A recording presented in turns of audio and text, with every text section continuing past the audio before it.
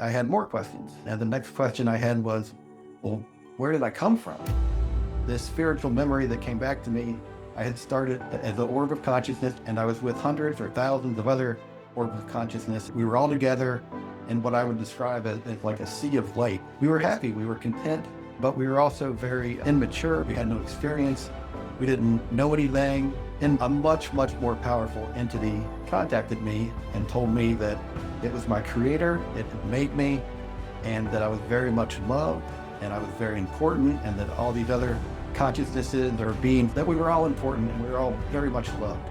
But in order for us to appreciate this existence, we needed to learn some stuff. Like we weren't ready, we weren't able to fully appreciate everything that was in store for us. We needed to freely choose to be loving, compassionate, kind, honest, have integrity, be good to others. And I wanted to know, okay, well, I understand why I'm on this planet and where I came from, but like why am I this person? I was shown what kind of body I could get into. I wanted to be extremely intelligent. And my guides, again, they said, okay, yeah, those options are available, but there's some downsides. That essentially I would be arrogant, I would look down on other people, I would have trouble making friends, and I would end up being an atheist. And that was a deal breaker for me. I've lived many lives. This isn't my first life. And I have contributed enough to society that I had earned the privilege of being able to pick where I was going to be born. And not all souls can do that.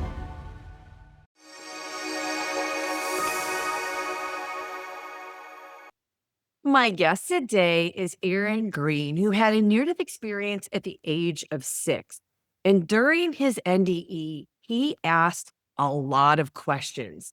And one of the things he uncovered is that he has actually come here during this particular lifetime to help the earth and to help humanity. And so it is by sharing the incredible details of his NDE. And I'm telling you, I am so excited about his sharing of this today. You are not going to want to miss this NDE. So Aaron, welcome. Thank you so much for joining us today.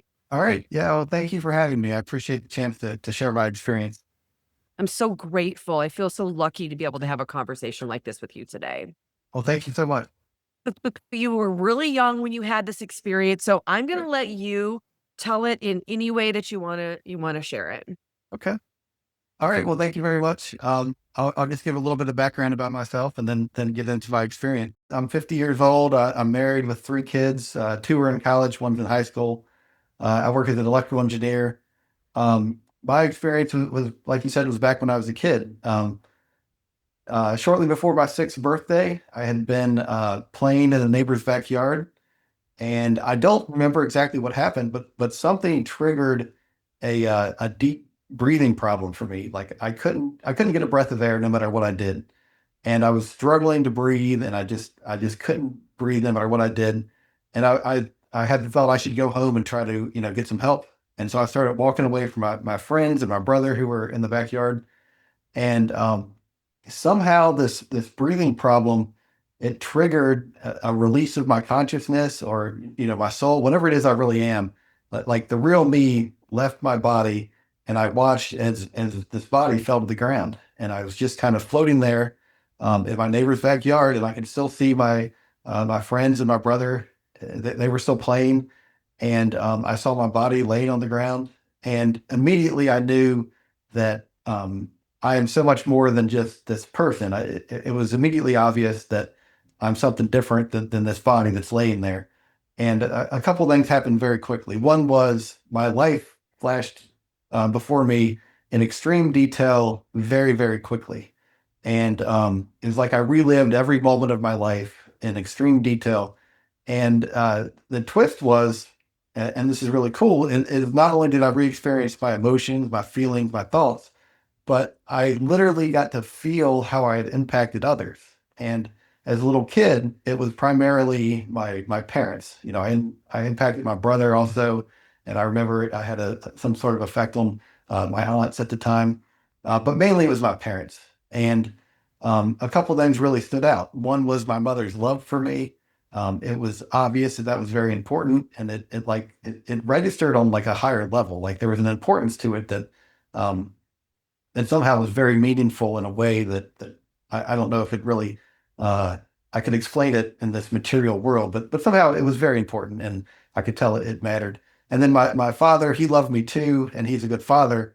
But what really stood out to me was the frustration he had at having me as a baby. The diapers, the crying, that kind of thing. Like I could really feel that, and I kind of like took a closer look at it. It's like I was able to examine that aspect a little closer, and I looked at it a little more closely, and it's like it was obvious that I hadn't done anything wrong. I was just a kid, and that's what it is to be a baby. And like I hadn't deliberately caused that frustration for him, and somehow that stood out. Like that was just all part of that uh you know that review of my life. Anyway, I also noticed a light in the distance, and I knew instinctively that it was very important. There was something really like I was kind of like, I don't know, drawn to it, or I recognized that it was important, or somehow there was a familiarity to it, but I didn't understand it, and I didn't continue to focus on this light in the distance. I just turned my attention back to just the backyard where I was, and continued to kind of just float around uh, my backyard. And I started to just think and have questions. And um, it was noticeable a couple things. Like it was kind of like waking up from a dream. Only this life was the dream, and I was waking up to uh, re, some kind of reality that I felt comfortable in it, like I had been there before many, many times, like I had been in that kind of state before. And I was more intelligent.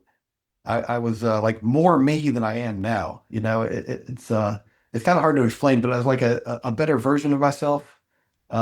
Anyway, I started to have questions. And as I would have questions, answers would come to me, like in extreme clarity. That the questions I had were answered very clearly and with all kinds of detail. But one of the first questions I had was, "What am I?" I knew I wasn't this body that was laying on the ground, and I wanted to know, well, what am I? And it was kind of like I could see myself from the outside. I was able to really visualize what I looked like, and in that state, I was just a like an orb of consciousness, a round ball with like a very faint light coming from within.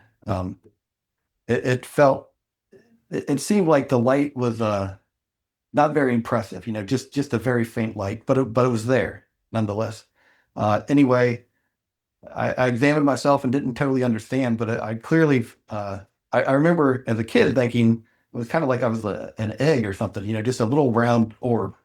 Um, anyway, I had more questions, and the next question I had was, well, where did I come from? Like what? How did I get here? Kind of thing.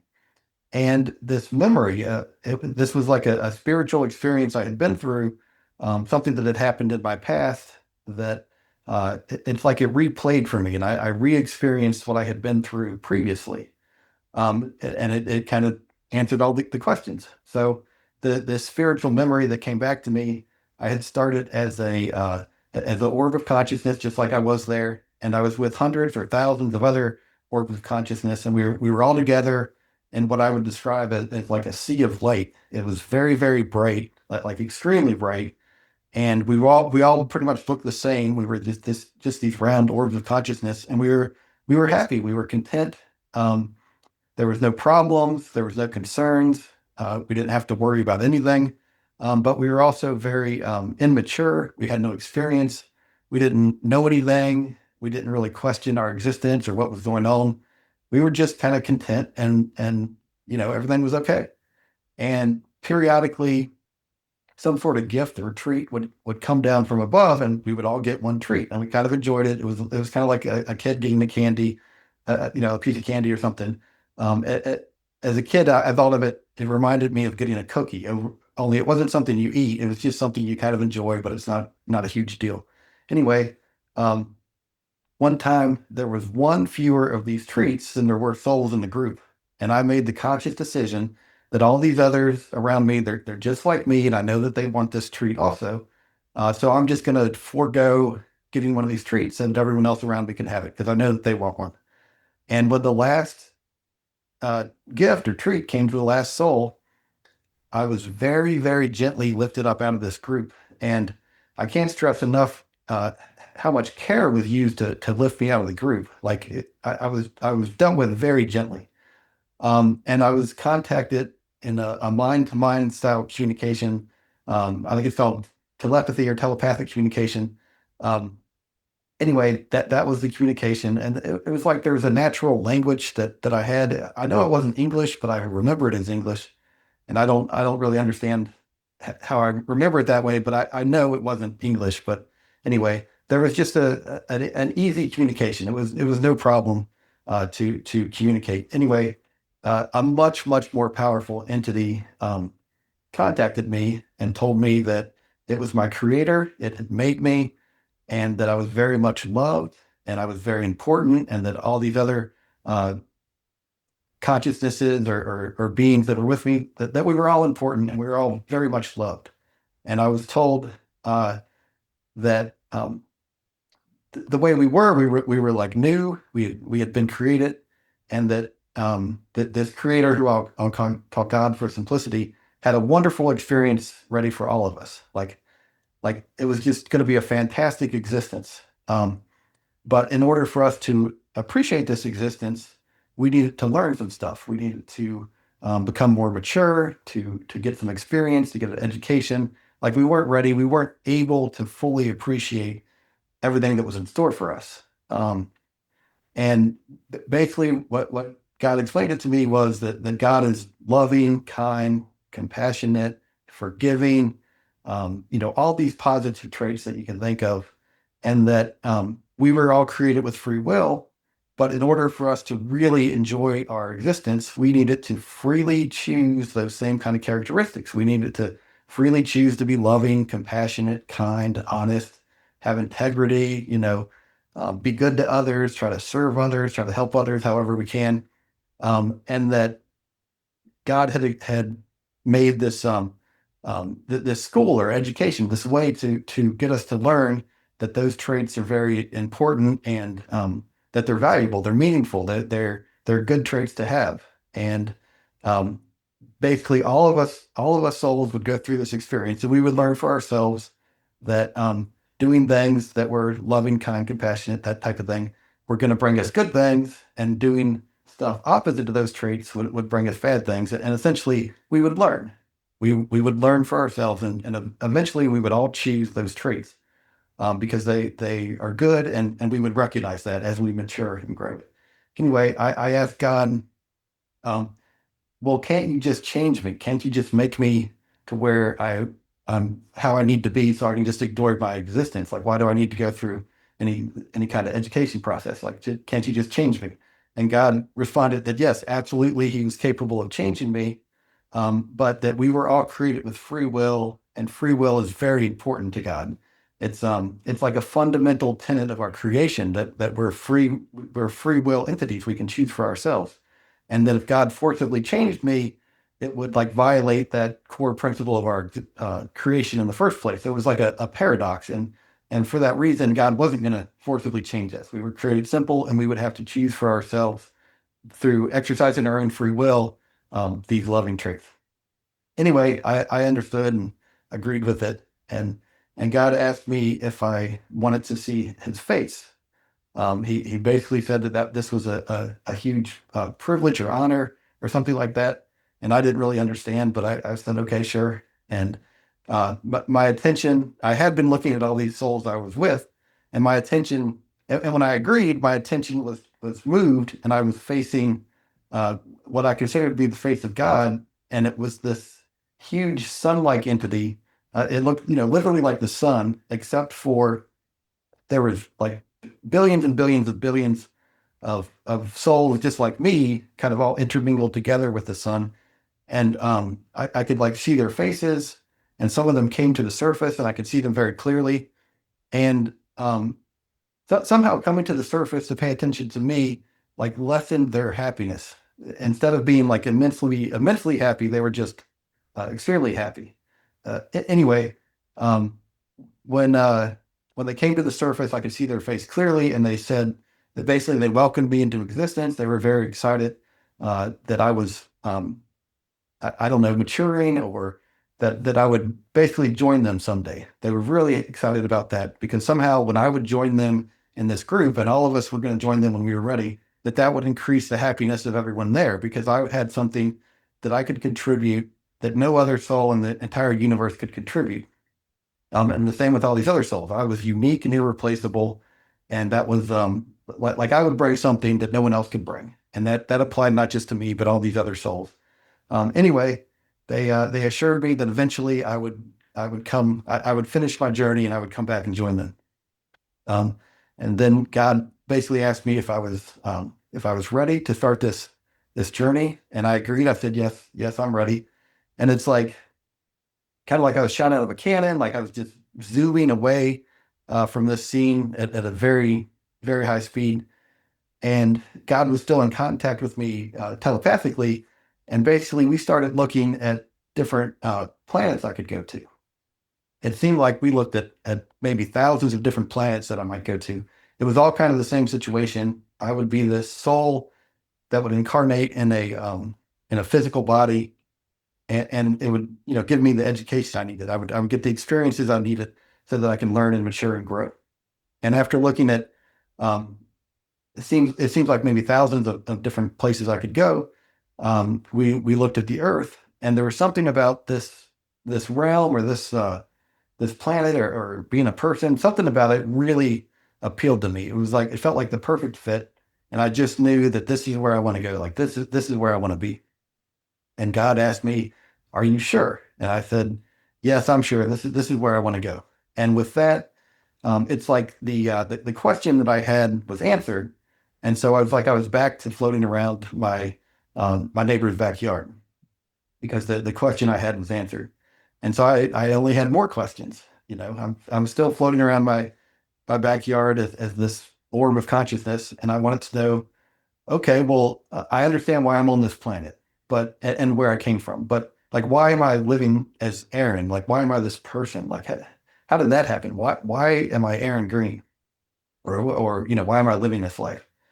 And again, the memory of how I came into this situation, how I got here, it was replayed for me, and I saw, my question was answered in extreme detail.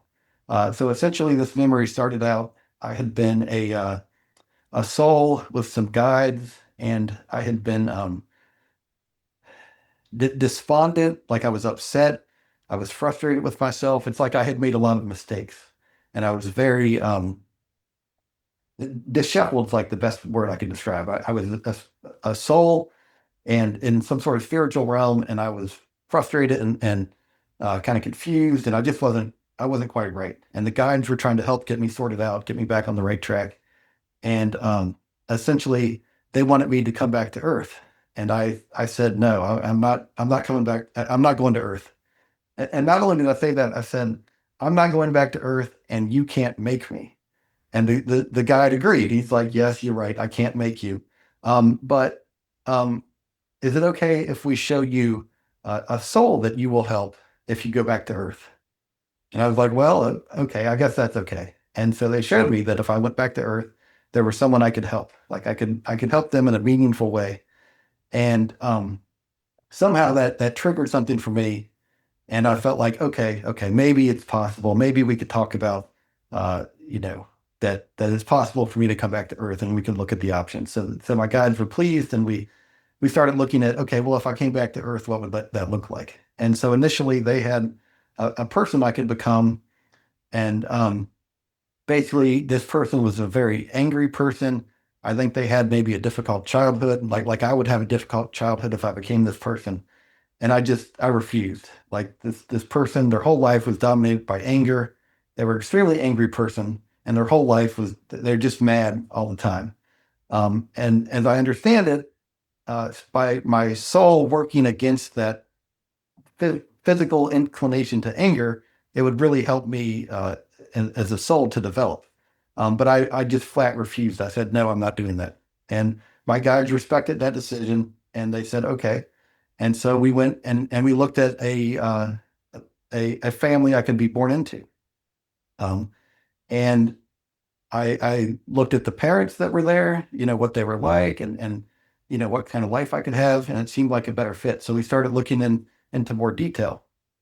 And um, initially, I looked at what kind of children this couple could have, and I could be basically I had free choice of any children that this couple could have, and if none of them worked, we could move on and look at a different family.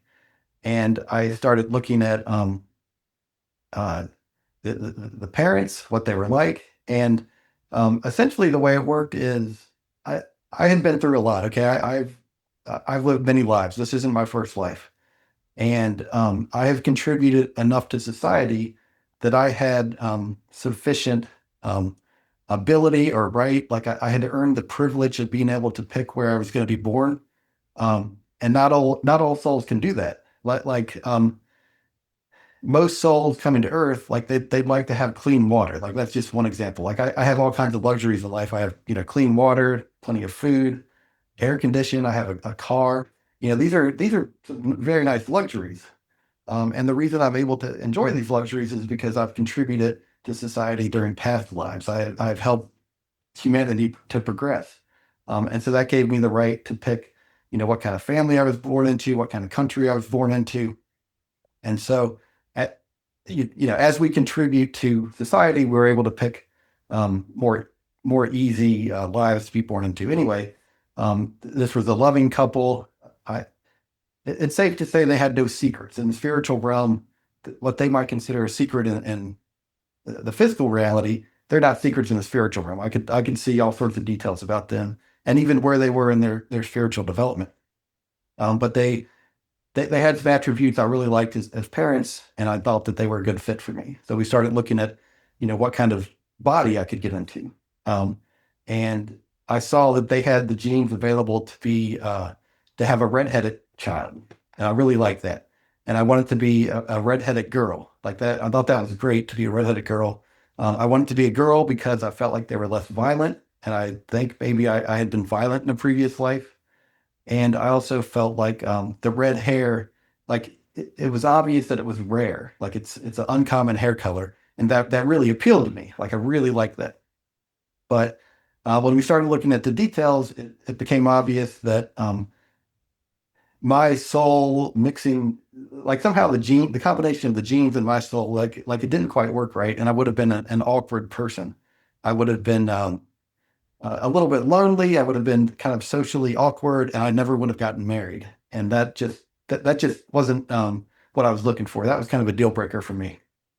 Um, so we started looking at the redheaded boys that this couple could have, and there was even fewer options, and there just weren't enough options to pick from, and there wasn't a good fit for me. So we started looking at brown hair, and it became obvious that to these two parents there was tons and tons of choices available for a brown haired boy.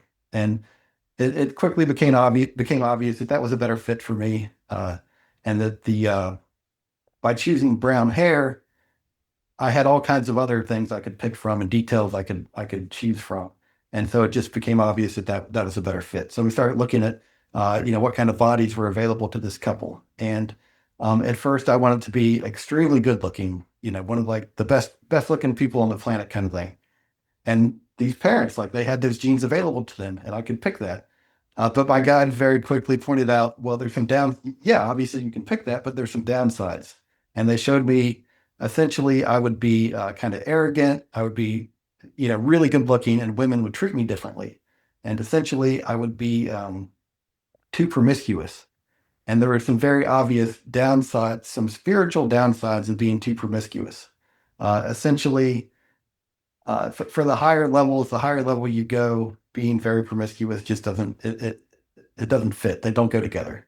And that was kind of a deal breaker for me. I was like, okay, that's not going to work. So I backed my attractiveness down to uh, more moderate. Look, hey, I know I'm 50, but when I was younger, I was a little bit good looking. Okay, but nothing extraordinary. Okay, but anyway, we picked. Uh, a little bit attractive. That's something like that. Okay. And when I picked the right level, I was like, okay, that seems about right for me and where I am with my development. And then we did the same thing with intelligence. And I wanted to be like the smartest guy on the planet, extremely intelligent, Albert Einstein or Aristotle, something like that. Um, and my guides, again, they said, okay, yeah, those options are available, but there's some downsides. And they pointed out that essentially I would be arrogant. I would look down on other people. I would have trouble making friends. Um, and I would end up being an atheist. And that was a deal breaker for me. I knew like like spiritually, it wasn't good. Okay. I would have a lot of traits that just don't go along with the high levels of spiritual development. So anyway, we did the same thing. We backed the intelligence down to, a little bit smart. I'm intelligent, but I'm no Albert Einstein, right? I'm not at that level at all. Just, a little bit intelligent. And then, we looked at other traits with the body. And it's safe to say that I got to choose or at least evaluate everything down to the most intimate detail of this body that I was going to be in, even like the kind of clothes I would wear. I knew what kind of society, uh, everything. I had a very good understanding of what I was getting myself into. Anyway, when we had the body picked, my guides had some plans they wanted for this life. They showed me some stuff I had done in previous lives. And some of the stuff I had done in previous lives was now going to impact my current life. And one of the most straightforward examples I had was they showed me in a previous life, I had been kind of a big, strong guy, and I had gotten in a fight and I had beat up somebody pretty badly. And at the time, I felt like, he deserved it. Like, I'm, I'm big and strong and I beat him up and this is great. Okay. But watching this scene with my guides, it was clear that I had gone too far. I could have easily avoided this fight. Not only did I beat up this guy, but then he had the shame of everybody. Unlike a lot of people had seen this fight and he was kind of ashamed of it. And it kind of, anyway, it wasn't good. All right. And basically my guides showed me that they had a plan where essentially I would get in a fight and I would have my nose broken and I would go through some of the same experiences that I had put this guy through in a previous life. And this wasn't any kind of punishment. This was me receiving what I had previously given out. It's kind of like I had written a check in a past life and now I had to cash it. Or it was karma and now I'm getting it back. You call it whatever you want to. But what I had done in a previous life, now I was going to essentially get the same kind of thing back. This would help with my education, my understanding. I would learn, uh, you know, on a deeper level, not to treat people that way. And they showed me other things I had done, other people I had mistreated, and how that was going to come back to me. They showed me how in a previous life I had really mistreated someone, and it, essentially that was going to now come back to me, and I was going to dislocate my right shoulder, and then later in life I was going to break and dislocate my left shoulder, and that those were directly related to something I'd done in a previous life. Seeing some of these bits and pieces from previous lives, it's obvious that I had made some major mistakes in previous life. I'd done things that I would never do now, and um, but it was like it was an uh, uncashed check or unfulfilled obligation. Like I needed to go through these experiences to kind of like free myself from some of the stuff I'd done in a past life. Like it kind of like it held me back spiritually. And by going through this experience, by receiving what I had previously given out, it would liberate me and allow me to move to like higher levels in the spiritual realm. It was clear that it's not just like a heaven or hell, but there's all kinds of different levels, and we're all gradually moving to higher and higher levels through our own actions. It's more sophisticated than just like an all for nothing heaven or hell. Anyway, um, and I agreed to these plans they had for me to receive some of the things that I had previously given out in past lives. And then they had other plans. They had some interactions with other people they wanted to arrange, and they showed me some of these. It was like some of these experiences were difficult, and I couldn't go through the experience unless I agreed to it. Like I needed to fully understand what I was going to be getting, what I was getting myself into, and agreed to it. I wasn't going to be blindsided. They weren't tricking me or fooling me. They showed me exactly the kind of difficulty I would face, and they gave me the right to make my own decision about whether or not I would go through it. Anyway, there was friendships arranged. There was times where someone would play some role in my life, or I would play some role in their life. And my guides were like they were working behind the scenes with the guides for these other people, and they were arranging all kinds of different things in my life. And somehow I could maintain my ability. While I was living life, I could maintain the ability to make choices and exercise my free will. But somehow it's like the guides would kind of keep me on path for the most part, and a lot of these arrangements would be fulfilled. Anyway, I agreed to a lot of these arrangements, and there's some that I didn't agree to. Um, anyway, when we had all this stuff finalized, my guides asked me to evaluate the life again from a holistic, like a now that we've made all these decisions, take an overall look at your life, and do you agree to go through with this? And so I took a, a look at the entire life and what it would be like. And I said, yes, I agree. I will go through with it. And it's like that. Then, bam, the decision was made. And then I was off to lead this life. And so that answered the question that I had had about how did I become Aaron Green. And it's like I was back to floating in my neighbor's yard, just kind of roaming around aimlessly. And I had one more big question that I asked. I wanted to know, um, okay, I understand where I came from and what I'm doing as Aaron Green, and that I've had many lives before this. But what was I doing between lives? Like what is that like? What happened to me? All these different lives I'd led before.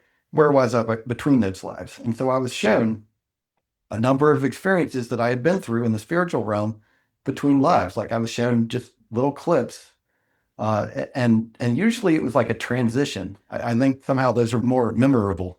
Um, I was shown some really low levels I had been to, and then some higher levels. And the worst level I saw that I had been was I had been kind of like a monster, and this was some spiritual realm, and I was with others who were just like me, and we were all hideous, and we just fought with each other constantly. We were filled with hate. We wanted to control and dominate those around us, and we had no memory of ever being on Earth or anywhere. We had no memory or knowledge of anything other than what we were doing right then, which was trying to kill and uh, control those around us. And it was absolutely miserable. But there was another being that I was with, and I was attacking him, and I knocked him to the ground, and somehow like I let go of that hatred. Like something changed in me, and I no longer wanted to hurt this being. I wanted to help him. So somehow going through that experience changed me, and I was now trying to help this guy or help this being instead of hurt him. And as soon as that change happened for me, and I wanted to help him instead of hurt him, it was like there was angels above all of us, and one of these angels swooped down and pulled me up out of this horrible battle. And I asked him, why did you pull me out of there? Because I was still thinking I wanted to help this other being. Anyway, he told me that when I wanted to help someone instead of hurt them, I no longer belonged there, and that they had a way for me to, transition and to continue my progression, and I didn't belong there anymore. And they also told me that every one of those beings that was there in this horrible, hellish environment fighting with each other, that every one of them would eventually leave. Like none of them were going to be stuck there forever. I saw another scene, a realm I had been in, where it was completely dark, and I was just confused and didn't understand what was going on. And I was with others who were just like me. In all of these experiences, the others that I was with, whoever was around me, they were all, like me. We were all very similar. Anyway, in this realm, um, there was like beings of light that were going around trying to help us, and we were all very mistrustful. We had trouble accepting that anyone would be there to help us because we weren't trying to help anybody. And so the idea that someone else was trying to help us was such a foreign concept that we had trouble accepting it. Anyway, I eventually accepted help from one of these beings of light, and they helped me transition back into what I assume was another life. And then one time, one scene where I had been between previous lives, it was kind of like a town, and it was like dirty, and the buildings were kind of crooked, and the sky was dark, but you could still see. and the souls there were kind of unhappy, but no one was miserable or anything like that. And again, a being of light was there to help me, and he showed me. He kind of like opened my vision up to a higher level, and I was able to see like a higher level, I guess, of heaven. And he showed me that these souls were up there and they were extremely happy. I couldn't even describe how happy they were. But he basically said that, if I went with him, I could eventually transition to where I could be that happy. And I wanted to just, be that happy right then. But basically, he explained that, I had to go through a process first. Like I wasn't ready. Um, anyway, so those were some unhappy realms I had been in. But then I also saw some happy realms I'd been in. One of them was it was like a town. It looked like a medieval town, only a perfected version of it. I even remember there was like a light post or lamp post there that was very beautiful and like ornamented. And the souls there they were living lives kind of like people do on Earth. They were doing stuff. There was roads and buildings, and they were very beautiful, and all the people there were happy. But somehow when I was in that realm, I quickly recognized that it was like a midway kind of realm. And I quickly left that realm knowing that I wanted to transition to a higher level. Anyway, another realm I'd been into was like a city of light. The buildings were all this translucent, beautiful light, and the souls and people there they were translucent and they had their own light about them, but you could also see through them. And they're absolutely beautiful, and everyone there was ridiculously happy. I'm not sure why I ever left that realm because that was a wonderful place. But anyway, so I saw that there was different realms, different levels I had been at between lives. Um, Again, it's not like there's just two different realms that souls are in after life. There's a whole bunch of levels of happy and unhappy levels.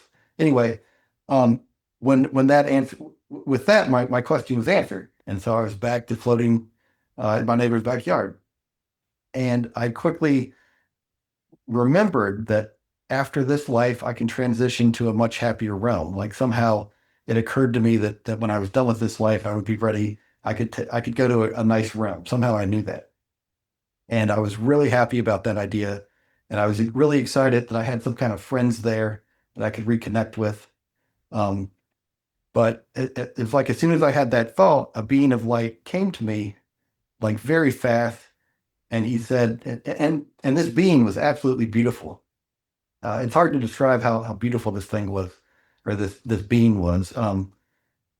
He was translucent. He glowed with his own light. Um, you could see like facial features, but then what was really neat is that he's translucent, so you can not only see the facial features, you can see kind of like into them. Like I could see that like inside of him, he had features as well. We have these physical features like a nose and an eye and whatnot, and he could tell certain things about him. But by being able to see inside of this being, you can see like truth about them at a much deeper level. So there's like a much deeper intimacy to just looking at them because you know them at a deeper level. And I couldn't really describe those details. Like I didn't understand them, only that they're there and they're meaningful for these higher level souls. They can see each other at a much deeper level. Anyway, he told me you are not to leave your body. Um, it was like I had bent the rules by leaving my body. Like that's kind of what it felt like to me. Like my breathing problem wasn't. It shouldn't have been enough to trigger me to leave my body. Anyway, it's like bam, I was back in my body. I didn't have any breathing problem at all. I stood up, and by that point, my brother, who had been playing with the friends, he was starting to walk over to me to check on me, because I guess from his perspective, I just was laying on the ground for maybe 30 seconds. But when he saw me stand up, he turned back around and went back to play with my friends. So I went home and I tried to explain it to my mother, but at that age and at the time I had a speech impediment, like I couldn't say certain words. There was just no way I could describe it to her. But I would think about this experience every day for maybe 6 months, something like that. And after roughly 6 months, I received a telepathic communication from my guides. Like I knew exactly who it was. There was like a fingerprint, or you hear someone's voice, you know exactly who it is. It was that kind of thing. Like I knew exactly who it was, and my guide told me a couple things.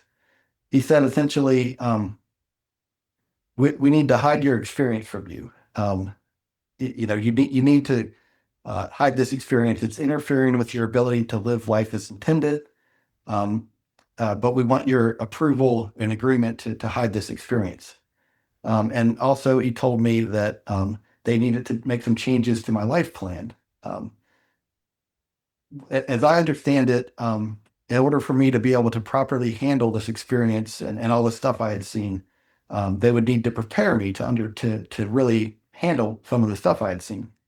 So they wanted to change my life plan, but I needed to agree to it, or they couldn't change it. But I agreed to their changes. I agreed to the change to my life plan, even though it meant my life was going to be more difficult.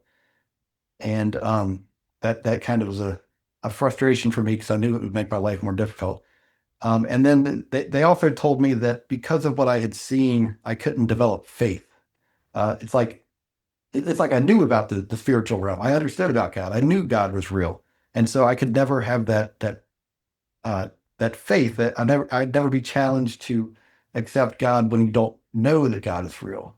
It was like that experience was preventing me from a valuable lesson, and in order for me to really get that lesson, they would have to hide that experience so I could develop faith the way we're meant to.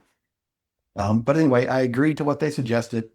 Um, I knew that they were right, that they were looking out for me. They're my friends, and they had a reason for all these things. And so I agreed, and my memories were hidden. And that was when I was 6 years old. And I went through life. I got in a fight when I was, I think, 12 years old, and the guy broke my nose. And it was a very difficult experience. I had no idea that this was something I had agreed to prior to life. And I had my shoulder dislocated, and this other shoulder was broken and dislocated. But I had no idea that that was something I had agreed to prior to life. But anyway, got married, had 3 kids, and then about, I don't know, 13 or 14 years ago, something like that, I was reading a Newsweek article about a guy named Dr. Eben Alexander. He had a near-death experience. He's a neurosurgeon. Um, if you haven't heard of him, I encourage you to look him up. He's great.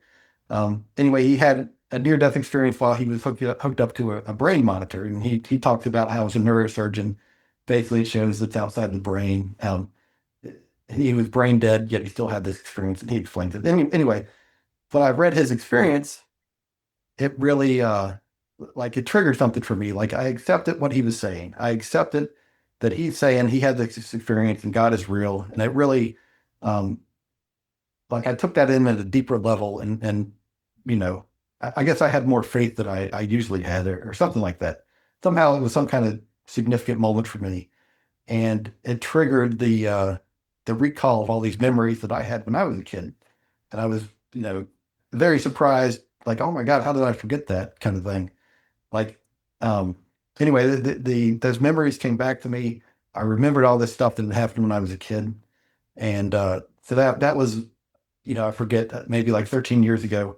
But since then, I've been trying to come to terms with the stuff I saw, trying to make sense of it all. As a kid, I couldn't make sense of a lot of these things. So a lot of the deeper meanings and whatnot, I couldn't really process or understand some of it. But as an adult, I have a different perspective, and I could really, understand it at a deeper level. So I just try to share this experience as I can, and hopefully help people to understand a little bit about our spiritual nature. Wow. Yes, you deserve a drink of water after that. Yeah, sorry. You have spoken for 43 minutes of all of this wisdom. You went so deep into so many explanations, and I'm going to ask you questions about the life review, about karma, about free will, about the levels of heaven, about Okay. why people are the way they are. I have a ton of questions to ask you. But before Okay. I ask you any of those questions, I want to ask you probably the ultimate question. Knowing what you know, remembering, uncovering all of these questions that you had these answers to. For everybody who's watching, I feel like this is the biggest question. Why do you believe that all of the souls who chose to come here and have this earthly incarnation right now, why are we here? Yeah. So I guess I would give an analogy. if you ever go to the gym to work out, lift weights, you know, you're going there, you want to, you know, get muscles, get healthy, grow, get stronger. Well, it's the same for the souls coming here. It's kind of like a, a spiritual workout to come here, and they can get a significant amount of growth very quickly. And so that's why we come here, is because we can grow, improve ourselves, mature, and ultimately move to happier realms by coming here to Earth and going through these difficult experiences. I think it's so hard for people when they're in the difficult experiences, or if they view their life as a difficult life, the challenges, the Right. lack of resources, whatever it is, the abuse, just these experiences. It's been so hard for people to understand that it's something that we would actually choose for Right. ourselves. So, will you give people a little bit more of an explanation of why, on a soul level, it is important for us that we picked? I mean, with permission, you said over and over again, even Right. when they asked to hide these memories, it wasn't just done to you, you agreed to Right. it, which means that we are agreeing to all of these things that are happening for us, not to us. Will you explain why you think that is? Yeah. It, if you think about the struggles you've been through in life, like how much reward would you have to get to agree to go through something like that? And for most of us, it's a huge reward that we would need to agree to go through some of these difficult experiences. And that is what our soul was able to see in full, that it would get some massive benefit from going through these difficult experiences. And that benefit was so extreme that, you know, we all decided, hey, it's worth it. It is worth going through this difficult experience because I'm going to get this humongous and lasting benefit from it. It's like, you know, what if you could, you know, go to some really difficult job for 1 minute and then you would earn all the money you need for a lifetime. That's a little bit what it's like coming here to Earth. Is that yes, I'm not minimizing anybody's difficult experiences, but I'm saying, look, there's a silver lining to it. There's a benefit to what you're going through. Your soul is going to benefit so much from what you're going through that when it's all said and done, and you look back at what you've been through and what sort of benefit that you've achieved, or other people that you've helped them achieve some kind of benefit, that it's worth it. I think that it was really highlighted when you were talking about these other realms, and especially when you were in the monstrous realm, how all of a sudden you had a change of heart, a change of Right. perspective, and you decided you didn't want to continue creating pain and suffering for another being. You wanted to help them, and how you were immediately lifted because it Right. was understood that service does something on a soul level for us. So, will you explain a little bit more about service here in the earthly realm and what that does? Yeah. So I view love is like the most important thing that we can have. It's like the core of our being, whether we realize it or not. And service is one of those manifestations of love that's extremely important. And if we serve others in whatever way is appropriate for us, that is it's like exercising that love. It's like going to the gym and lifting that weight, and it really makes us stronger on a spiritual level and really helps raise us to the next level. I want to go back to the life review. I have been obsessed with life reviews, mostly because I feel like it has the most impact on somebody who watches experiences like this. When you understand that what you do to another, you on the most literal sense are doing to yourself, it's Absolutely. interesting that you would have a life review as a 6-year-old and you would see all of that. But when you had the memory at 33 and you remembered the life review part of it, did it change how you had been living your life from that age of 6.5 where you forgot to 33 and you remembered, oh, the life review and all of it? Because you said you remembered like really, really minute details of moments in that. Will you explain that a little bit to everybody?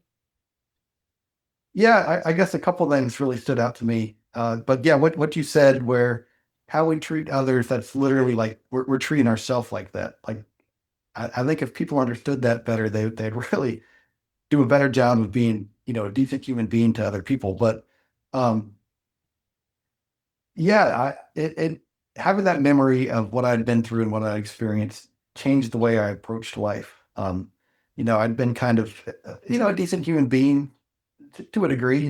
Other people might disagree, but I think an okay human being. And I've really tried to make a more concerted effort due to my life review and understanding a little bit about how it works. I really try to avoid hurting other people in any way. I try to, help others if I can, in whatever way is fitting for me. And that's going to obviously look different for different people. But if there's something I can do to help another person or serve another person, I view it more like winning the lottery. Like here I am, I've got this opportunity in this physical reality where it's so valuable to help other people that I can help someone else.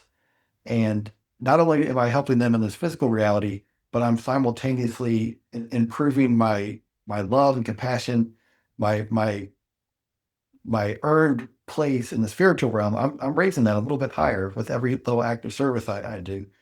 And so I look at those opportunities to treat other people well more as an opportunity, like just having that in this physical reality where it's so difficult to help other people, and we got to go through so much to accomplish so little, and it seems so frustrating. But just knowing that there's a flip side to that, and it really makes me appreciate and try to make the most of those opportunities. Mm, wow. So, Aaron, you might not be able to answer this question, but it's curious that when your memories came back and you had access to the answers of all these questions, it's a little bit like when you had a conscious change, like when you were the new soul in Mhm. with all the other souls and you were getting that reward. And all of a sudden you decided you were going to give yours away and let the collective have it because they wanted it more. And you were gently lifted out and you were shown that this lets you go on to this realm. Or when you had the monster experience and you decide you're not going to elicit pain, you're lifted out. So here you are in this life. You have not been lifted out.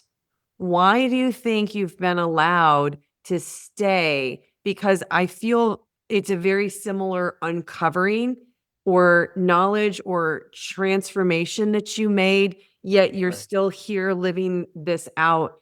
Why do you think you haven't been lifted out? Yeah, I think for me personally, yeah, maybe I would, if this body died and I got to go to the spiritual side, I can enjoy myself and it'd be great. But I have an immense opportunity with this life. I can help other people. I can hopefully make a positive impact on humanity in this world. And that's a tremendous opportunity. And I don't want to shortchange myself that opportunity. And I'm sure my guides see it, the same way. Um, why would we rob this guy of this wonderful opportunity to help somebody, to live life, to get that experience, to continue his spiritual growth? When I might have another 30 years here, and I can get more spiritual growth. I can help other people as hopefully they can get more spiritual growth, and hopefully I can help them with that. And it's kind of like it's better if I just finish life as intended rather than cut it short and just try to run and go enjoy myself. I still have work to do. I have people to help. I have my own idiosyncrasies and issues to hopefully continue to get better at. There's a lot to be had from going through life and doing what I'm doing, and so I think there's a benefit to me and others, and that's why I'm still here doing life. So you just spoke about this from your point of view. So let's talk about it from somebody else's point of view. There are a lot of people who suffer.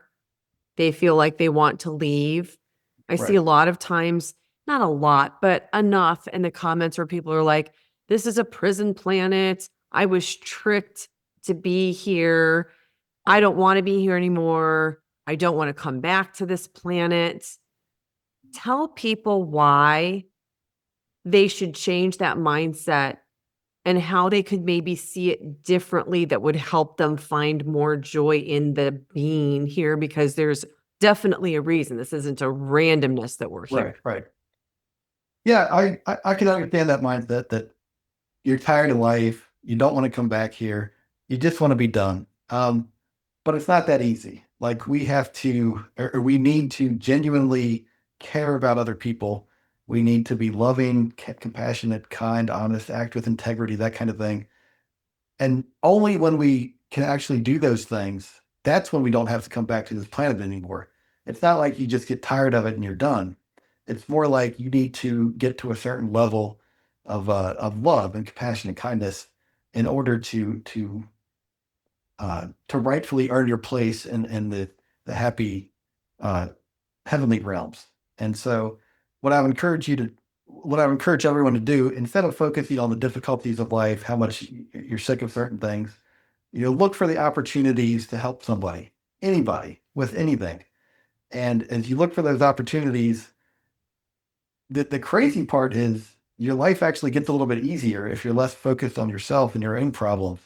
But then simultaneously, you help your soul move to higher levels, and you set yourself up for a much happier experience when you finally leave your body.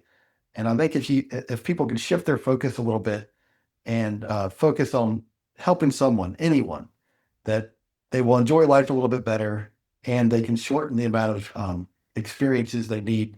Uh, the number of lifetimes they might need in the future that that they want to avoid because they're tired of it and they just want to go on to the happy parts. But you have to like earn those happy parts. You got to develop that loving mindset in order to properly fit into these heavenly realms. It's not like God is just arbitrarily letting people in and telling other people to go back. It's more like you've got to develop that loving mindset where you would fit in to these heavenly realms. Okay, I think that this is the perfect transition to ask a little bit more about this. I've heard people talk about the heavenly realms.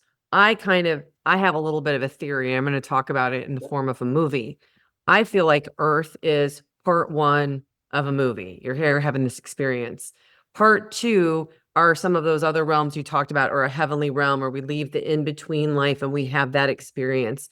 And I think part three is these higher levels that you're talking about where you're going back to oneness, which is like the Right. trilogy, the completion.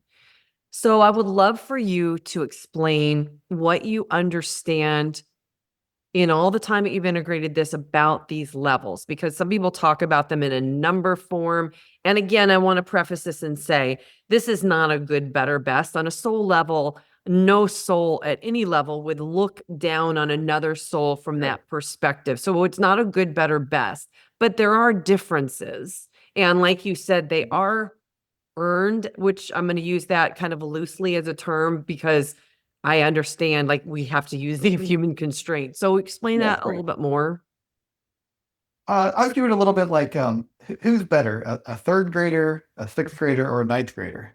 Well, none of them are better. They're all terrific kids. They're just in different points in development, and it's like that with us. Like different souls are at different levels in their development. And in addition, you can't just see someone having an easy life and say, oh, well, they're souls at a very high level. That soul that's having a very difficult life, they may have agreed to this extra challenge, uh, perhaps to help another soul, to help themselves. There might be all different kinds of reasons why they would pick that.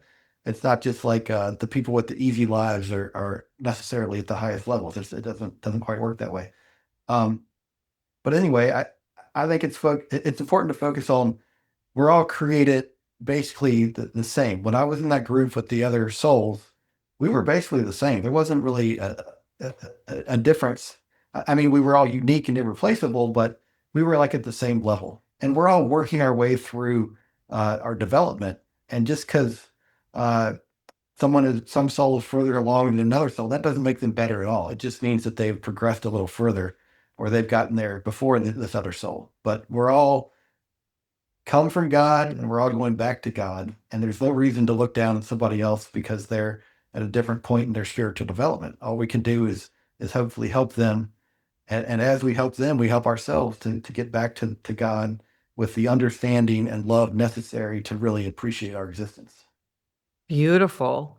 Can you explain though? So okay, well, let's talk about it from your perspective because you can really only speak to yours probably. You know that you've had all these other lives. You've had lives here, lives in other realms, other planets, and in between time that you've spent time in. And you know that you're having this existence because you did things in service to help people. And this probably, I'm going to guess, is probably the last time you'll come back to Earth. Would you agree with that? No, I don't think so. You I don't think think so. I think I'm Okay, coming so back. before even going from that, why do you think that you wouldn't come back, or that you would come back potentially to Earth?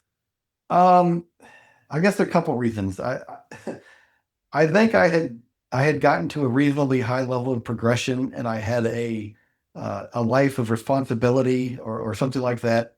And I think I really screwed it up. Like I think I made some kind of mistakes, and I kind of feel like it may take me a couple lives to really straighten that out. So I think I may have some more work to do to just overcome something I've done in previous lives. But I'm not sure. This is me. This is me trying to read between the lines from my experience. But then I also got the impression that that I have more lives based on stuff I saw during my experience. Like I definitely got the feeling that I was going to be coming back, not just a couple times, but more than that. And then also, I guess I kind of feel like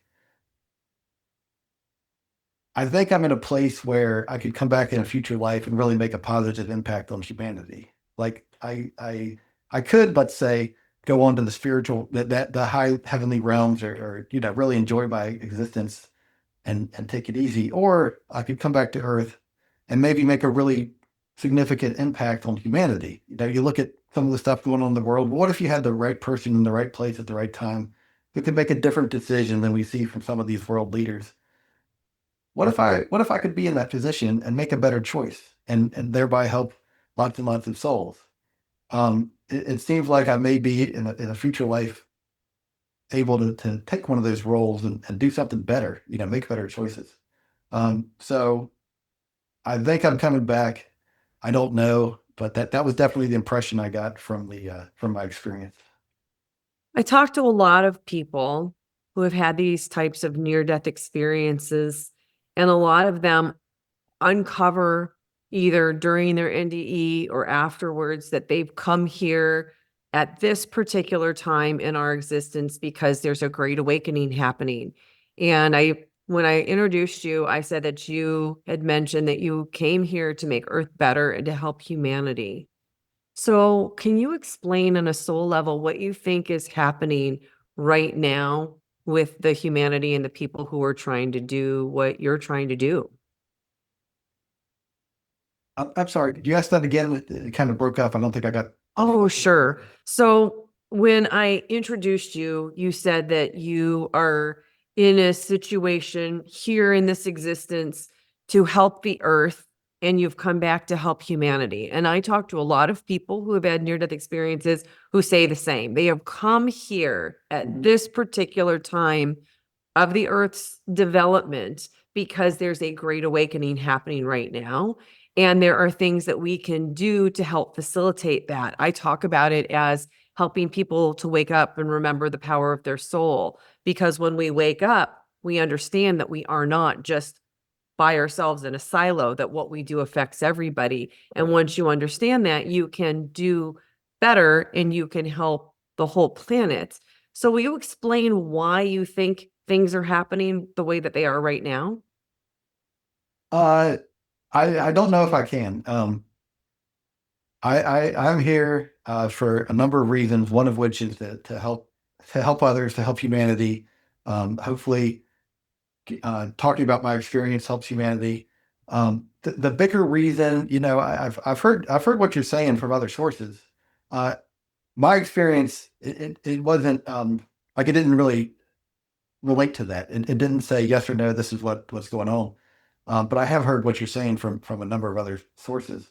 As I see it, um, humanity is continuously waking up, and um, there might be a significance to this time, and it certainly seems like it. That is maybe beyond some of the stuff that we've seen previously in history. But from my perspective, what we can do to help humanity wake up and help make the world a better place is just to exercise those loving characteristics of kindness, compassion, integrity, honesty, forgiveness, all that kind of stuff. That as we exercise that, we're actually it might seem small, you forgive someone for something they've done. That might seem minor, but that actually has a much bigger effect than we think. And that is how we move forward. We don't go kill the right bad guy, and it helps humanity progress. We get there the slow, hard way by doing all these loving things for our neighbor, and that actually is what helps move uh, our species forward. It makes a lot of sense. You mentioned the life plan and that your soul guides, spirit guides told you that they wanted to make some changes, but they had to get an agreement from you. I've heard a Right. lot of people talk about a life plan. You talk Mhm. specifically about how you planned every minute detail, including the physical appearance, where you lived, your parents, you picked those, because all of those things contribute to who and what you become and how you live your life, right? So, will Right. you explain to people who are watching what do you think is actually set in stone versus the free will part of it? Because that was the other part that they couldn't alter in you. Right. Yeah, it's a paradox. It is.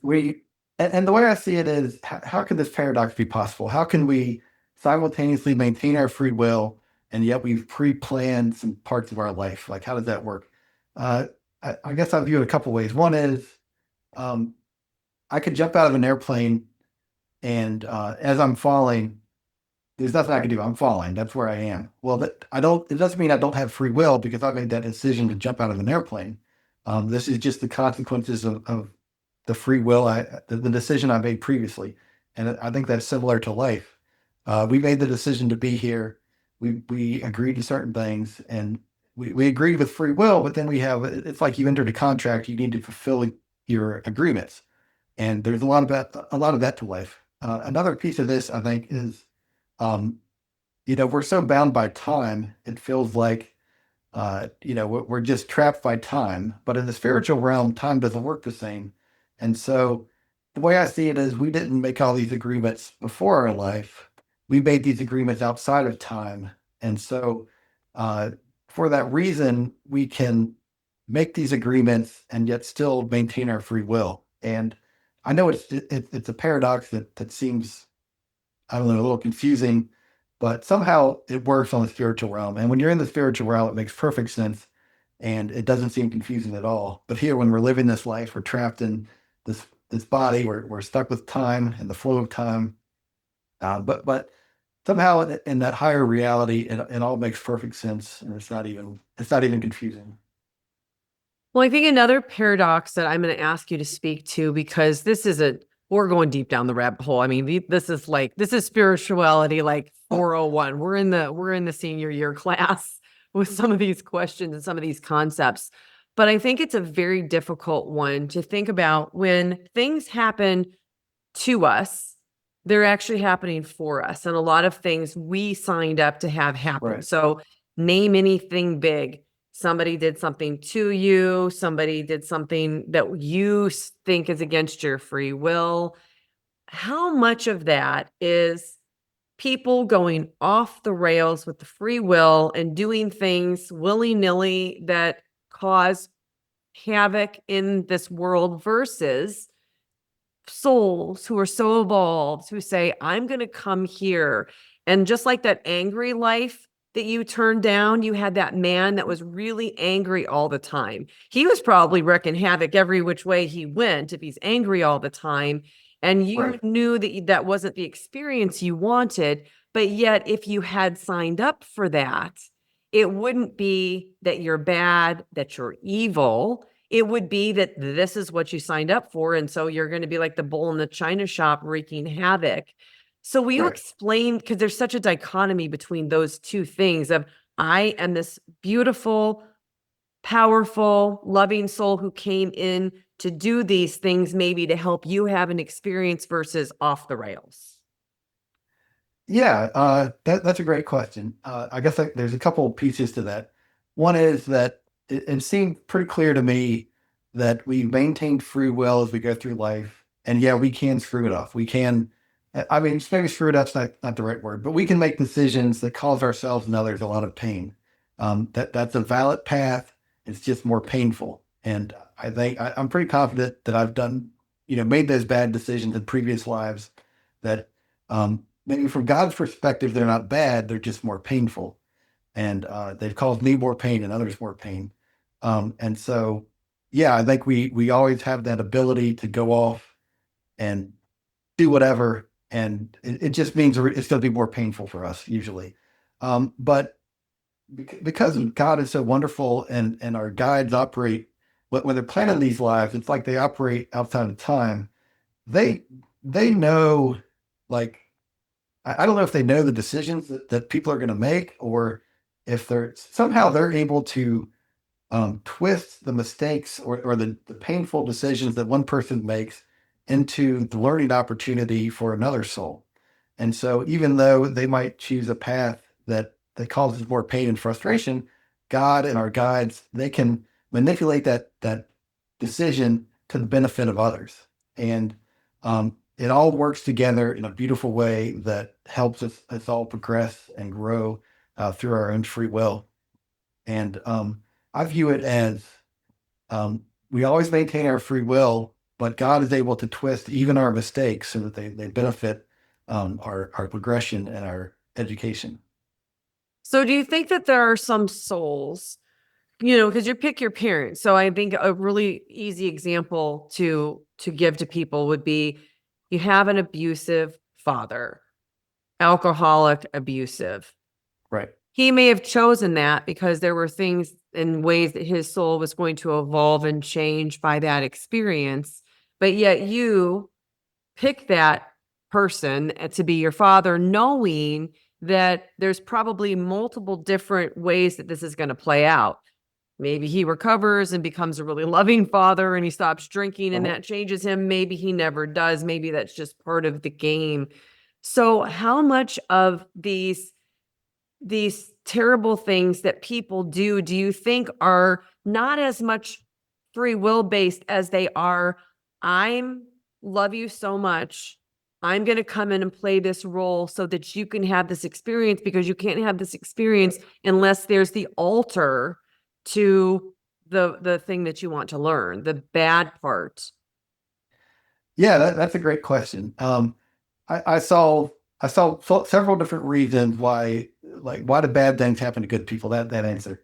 Uh, I saw some of that, like why, and one reason is sometimes we're just experiencing what we gave out in a previous life. Sometimes it's we're getting back what we gave out, but that's not always the case. Sometimes we deliberately choose a difficult experience because of the spiritual growth it'll give us, and sometimes we choose a difficult experience because it helps somebody else.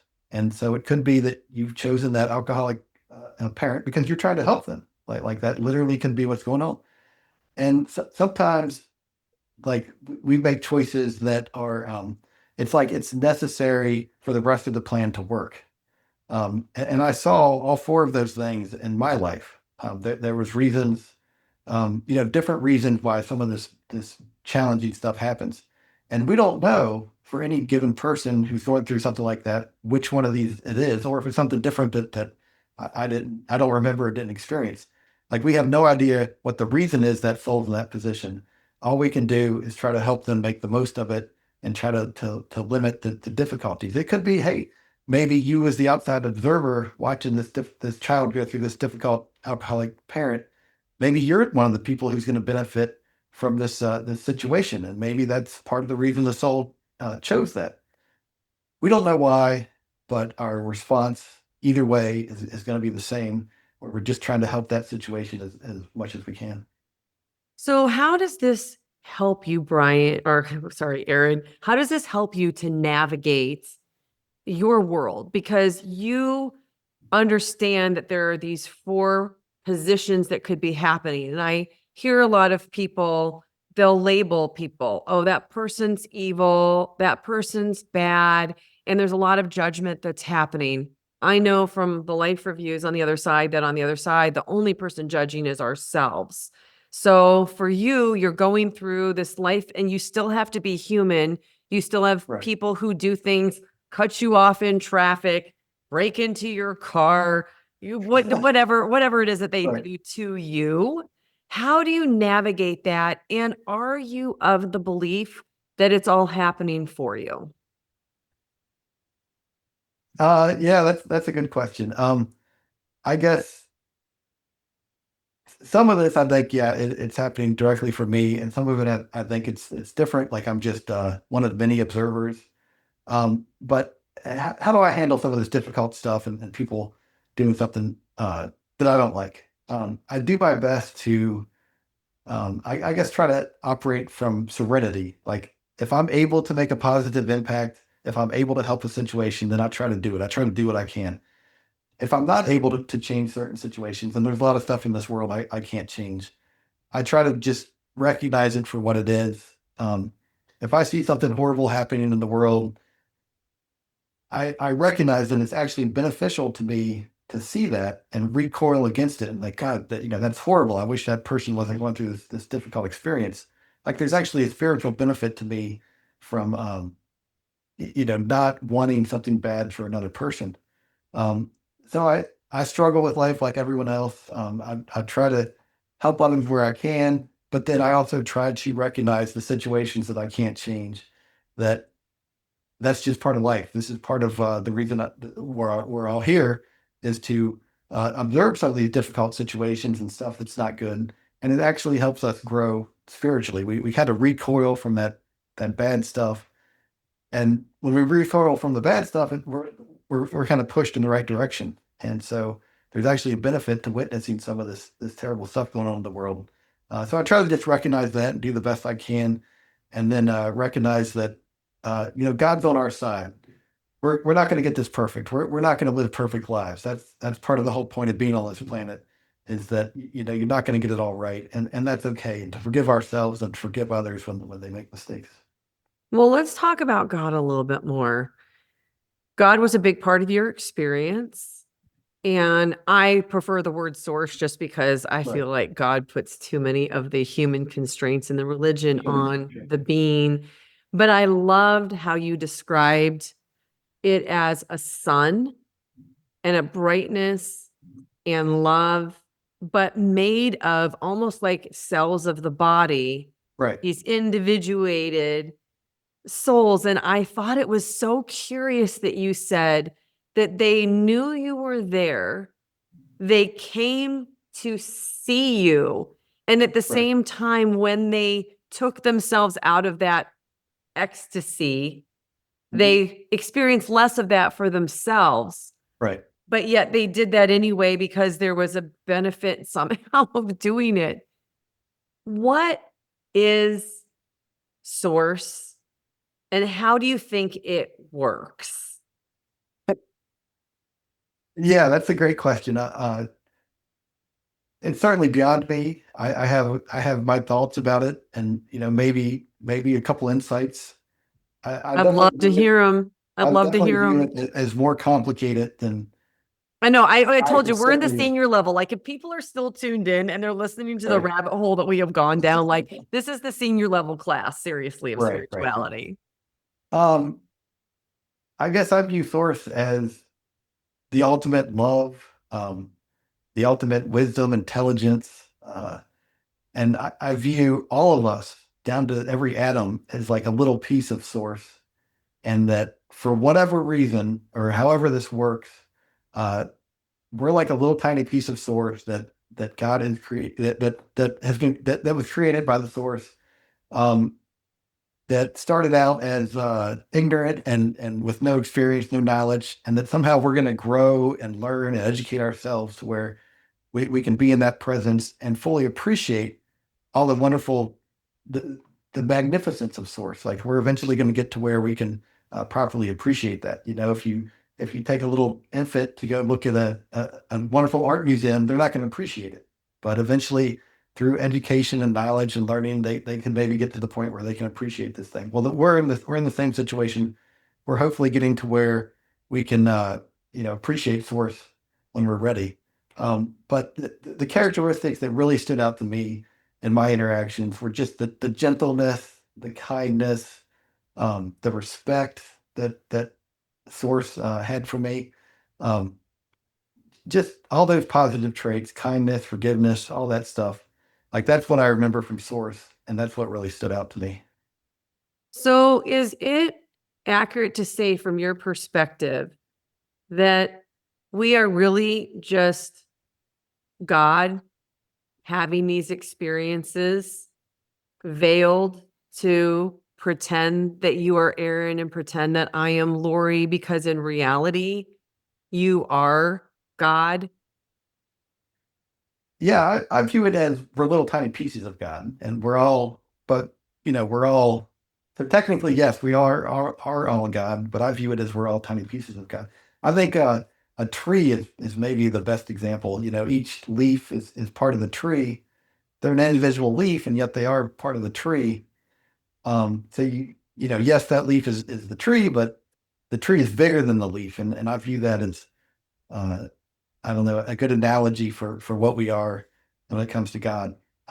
Personally, I view it as we're like a little tiny piece of God. So the tree, and give that example, really what runs the tree, what keeps the tree alive is the energy. And the energy is in all of it. You can't take the energy out of that tree or it's not a tree anymore. Right, and the leaf can't live without the tree.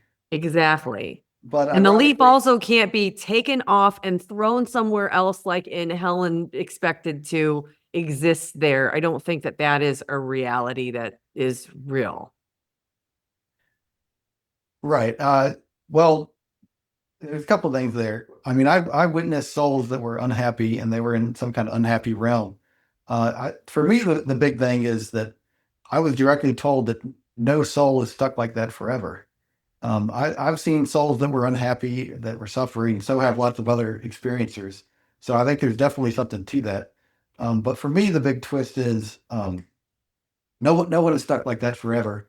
And I think there's actually a benefit. I view it as it's like the hardest, or the fastest and most sure way to alleviate a soul of certain negative tendencies. Like if you want to kill other people, and there's people on this planet that want to do that. They literally want to kill other people. Like, how do you alleviate a soul of thinking like that? Well, if you send them to a spiritual realm where they can feel the full spiritual weight of that kind of thinking, and it's just miserable, that they will relatively quickly decide that, hey, this is no good. I don't want to stay in this kind of thinking.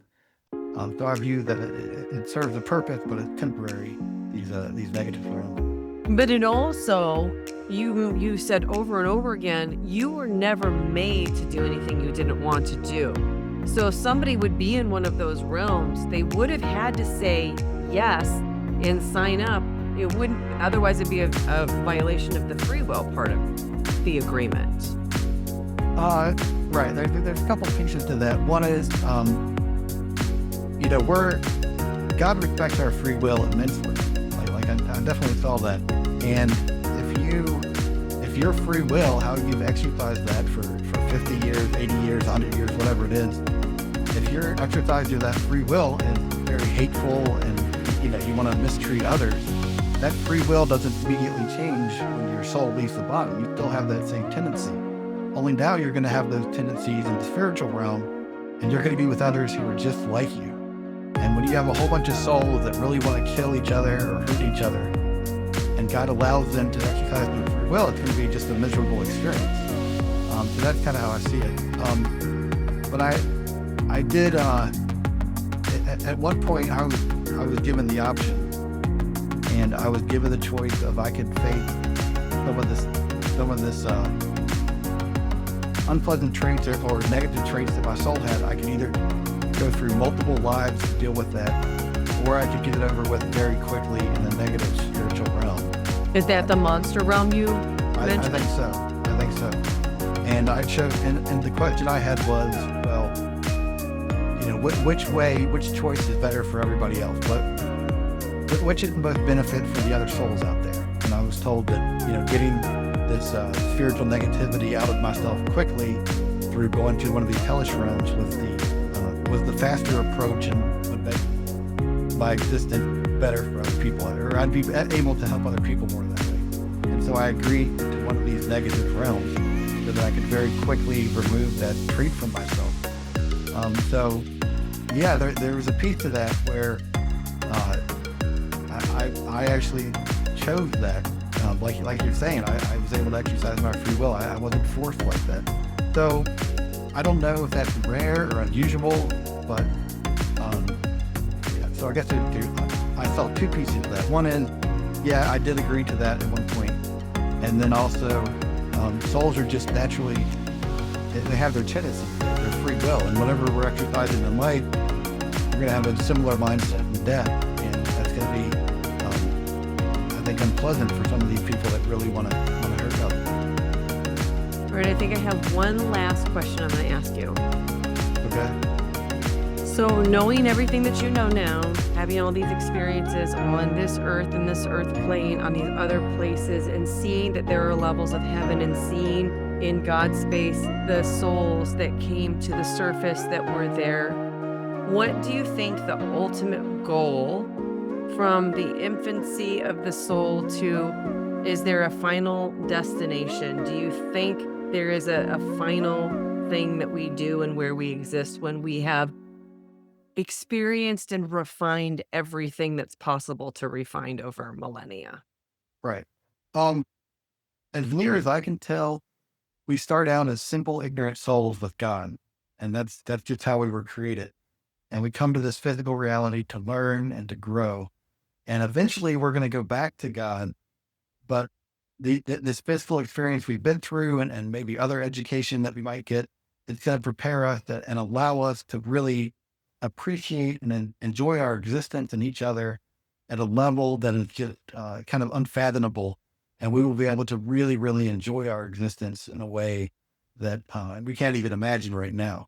And so I kind of view that as the ultimate conclusion to all this, is that we'll be back with God. We'll be able to enjoy each other at a level that's unimaginable now, and we'll be able to enjoy God at a level that we can't even fathom. And do you think any soul ever gets left behind then? No, no, I don't. I don't think.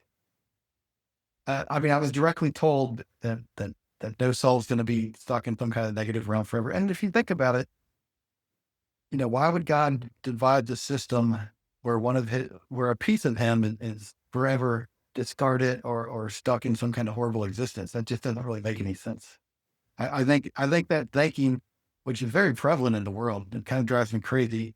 I view it as a leftover from the Dark Ages. There's a lot of religious views that are the same as they were in the Dark Ages, and I think maybe it's time to look past that and think, hey, maybe that's not the way it works. And I saw for myself, it's not the way it works. Like God's looking out for every last one of us. So anyway, that's my views. I think that's a mic drop moment, really. Yeah, what else? I mean, what else can I say? It just doesn't make sense. I've got 3 kids. I would never do something like that, and I'm nowhere near as good as God. I know the God I saw, what I experienced. Um, I saw myself leave one of these horrible realms. I definitely don't think God is discarding anyone forever in some horrible realm or anything like that. Wow. Well, I would imagine that there are people who are watching who would love to connect with you in some way. Is there a way that people can connect with you? Sure, absolutely. I'm easy to find on Facebook, Aaron Thomas Green. You can email me, aarongreen1975 @gmail.com. Uh, I have a tiny YouTube channel. Okay, a real Well, you little. do? I didn't know that. What do you do on your YouTube channel? uh, so people send me questions sometimes. I did some questions and answers that people have sent me. Like one of the someone saw my interview and sent me some questions, and he suggested, hey, why don't you put this on a YouTube channel? So it's like, okay. So I put it on my YouTube channel, Emerging from the Light, uh, dash NDE Aaron Green. And I have the questions they ask you where I answer some of the questions people have. And then eventually I'll have a book out, and it'll be free. You can download it for free, or you could buy it hopefully on Amazon or something like that. Or if you want a book and you can't spend the $10, I'll send you a book. Okay. I'm not trying to earn some money off of this. This is not what I'm doing. Um, anyway, it'll be called Emerging from the Light, and hopefully I'll get it out one of these days. Wow. Well, Aaron, I enjoyed this conversation immensely. Yeah, I me am too. Thank you. so grateful.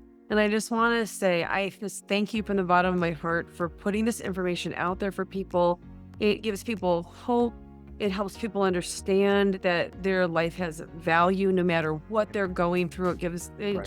just so wonderful. So thank you Yeah. so much for what you are doing to help wake up the collective. It is so needed right now. Well, thank you for letting me share my experience, and thank you for your channel. I really appreciate what you're doing.